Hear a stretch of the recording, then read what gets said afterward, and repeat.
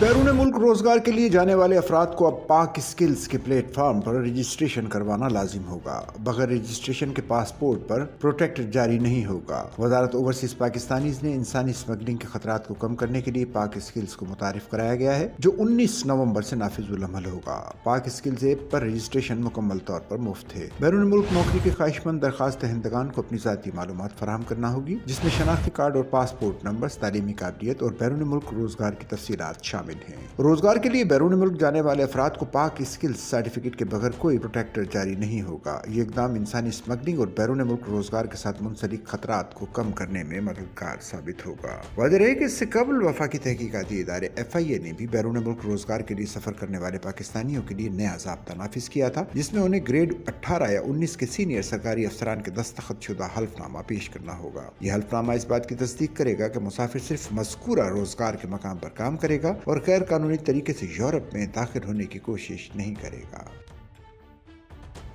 Sachal news network की videos में खुश आमदेद। नाजरीन, वीडियो से मुतालिक अपनी कीमती राय का इजहार कमेंट बॉक्स में ज़रूर करें और चैनल को सब्सक्राइब करें।